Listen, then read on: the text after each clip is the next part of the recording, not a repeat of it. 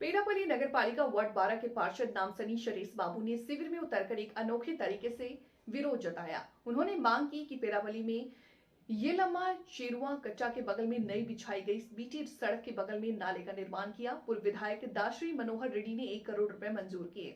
येलमा Chiru सड़क के लिए करोड़ रुपए आवंटित किए गए और इस तरह के फंड के साथ बीटी सुरेश बाबू ने मीडिया पर सड़क बनाने और जल निकासी का निर्माण न करने का प्रयास करने का आरोप लगाया। पार्षद सुरेश बाबू ने साफ कर दिया है कि जब तक अधिकारी आकर उन्हें गारंटी नहीं देती तब तक वो शिविर से बाहर नहीं आएंगे।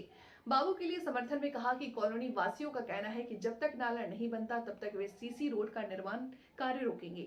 पीड़ितों का कहना है कि नाला बनने के बाद ही सीसी रोड का निर्माण होना चाहिए। కట్టడానికి ఇబ్బంది అయితే ట్యాంక్ ఆడ కట్టి ఇంట్లో పోసుకోమని కొంచెం పోయి ఆ నీళ్లను మరి ఎట్లా మరి జనాలకు ఇన్ఫెక్షన్ అది ఇది వస్తే ఇవరకే రోగాలతో తట్టుకుంటలేము ఎట్లుంటది ఓ రోడ్లు వేసి బస్సులు పిరి పెట్టి అది పెట్టి జనాలను జాగొట్టుకుంటా రోజు దావకాండ పొంద మేము బస్సుల మీద తిరుగుతాం ఆ బస్సులో ఏమిటికి పిరి పెట్టిండు ఈ రోడ్లు ఎందుకు మంచిగా చేస్తలేడు బస్సులు పిరి పెట్టి మేము అది చేసినాం ఇది చేసినాం 2500 ఇస్తాము మహిళలకు అది ఇది అని అన్ని చేసిండు। ఇప్పుడు ఒకటి కాదు ఒకటి బస్సు పిరి పెట్టిండు గెలిచేదాకా ఒక మాట గెలిచినాక ఒక మాట ఇప్పుడు మాకు మా వార్డ్ నంబర్ మాకుంటే ఇప్పుడు అన్ని చేయకపోవాలి। ఈరోజు ఏదైతే మన కంచర్బావి నుండి ఉమ్మడపల్లి నిట్టూరుకు వెళ్ళే దారి ₹1 కోటి నిధులు మాజీ శాసనసభ్యులు దాసరి మనోహర్ రెడ్డి గారు మంజూరు చేసినటువంటి నిధులు, ఆ యొక్క నిధులలో ఈ మోరీ అండ్ రోడ్ రెండు వేయాలని చెప్పి ఉన్నది। వీళ్ళు ఓన్లీ మోర్ వేసుకొని రోడ్డు పోసుకొని దానికే నిధులు మొత్తం అయిపోయినాయి। ఇప్పుడు డ్రైనేజ్ చేసేది లేదు, తర్వాత మళ్ళీ ఏదైనా వర్క్ వచ్చినప్పుడు పెట్టాలని చెప్పి అంటారు। ఇప్పటికే ప్రజలు చాలా ఇబ్బందులకు గురవుతున్నారు।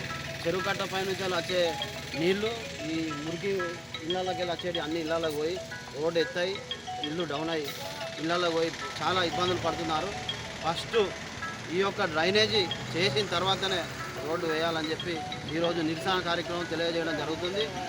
పాత పనులకే కాంగ్రెస్ గవర్నమెంట్ వచ్చిన తర్వాత ఏం చేసింది లేదు। అప్పుడు బీఆర్ఎస్ ప్రభుత్వంలో అమలైనటువంటి పనులను పాత పనులకే కొత్త కొబ్బరికాయలు కొట్టుకుంటూ తిరుగుతాను ఎమ్మెల్యే। ఖచ్చితంగా నిలదీసే రోజులు దగ్గరకు వచ్చినాయి। ఇప్పటికే సంవత్సర కాలం పూర్తయింది, అయినా కూడా మీరు కాంగ్రెస్ గవర్నమెంట్ నుంచి వచ్చే కళ్యాణ లక్ష్మి కానీ ఏది కానీ మీరు ఏం అమలు చేస్తలేరు। ఓన్లీ షోప్ టాప్ ఎమ్మెల్యేగా మీరున్నారు। ఈ యొక్క మోరి అనేది ఎప్పుడు కడతారో నాకు చెప్పేదాకా ఈ యొక్క మోరీల నుంచి నేను లేవాలని చెప్పి తెలియజేస్తాను।